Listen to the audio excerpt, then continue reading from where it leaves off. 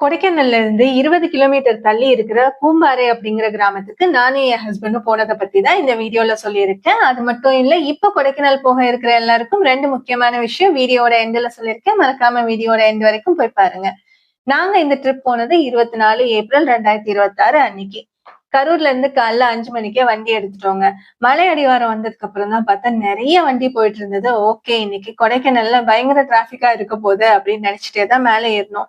இந்த silver cascade water falls இருக்கு இல்லையா? இது பக்கத்துல எங்க ரிலேட்டிவ்ஸோட வீடு இருக்கு. அதனால அங்க போய் அவங்கள பார்த்துட்டு, பேசிட்டு, அங்கேயே பிரேக்ஃபாஸ்ட் எல்லாம் சாப்பிட்டுட்டு, அவங்க வீட்டு பக்கத்துல இருக்க அழகெல்லாம் ரசிச்சுட்டு, அதுக்கப்புறம் தான் பூம்பாறைக்கே கிளம்புனோம்.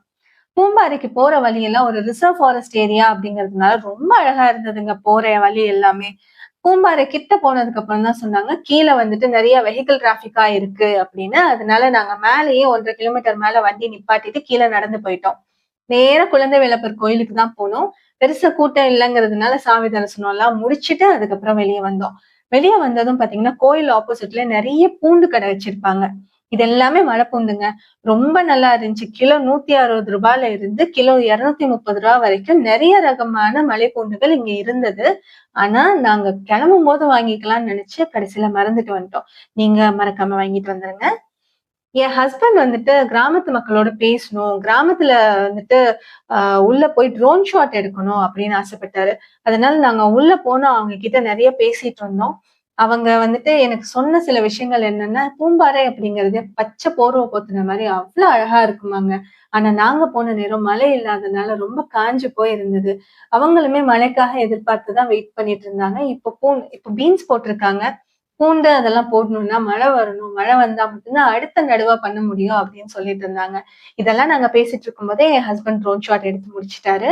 என் ஹஸ்பண்ட் எடுத்த ட்ரோன் ஷாட்ல ஒண்ணு நான் இந்த வீடியோவோட அட்டாச் பண்றேன் பாருங்க. உங்களுக்கு பிடிச்சிருந்தா என் ஹஸ்பண்டோட சேனல்ல போய் பாருங்க. இன்னுமே அழகான வீடியோஸ் எல்லாம் பார்க்கலாம். வீடியோஸ் எல்லாம் எடுத்துட்டு மக்களோட பேசிட்டு நாங்க அப்படியே கிளம்ப ஆரம்பிச்சிட்டோம். 1 1/2 கிலோமீட்டர் மேல போனா தான் கார் எடுக்க முடியும். ரோடு இருந்தது. இருந்தாலும் கிராமத்து மக்கள் யூஸ் பண்ற பாதையிலே மேல போய் பார்ப்போம் அப்படின்னு சொல்லிட்டு காட்டு வழியாவே மேல ஏற ஆரம்பிச்சிட்டோம். இது ஒரு சின்ன ட்ரெக்கிங் மாரி எக்ஸ்பீரியன்ஸ் குடுத்தது. ரொம்பவே என்ஜாய் பண்ணி பண்ணோம்.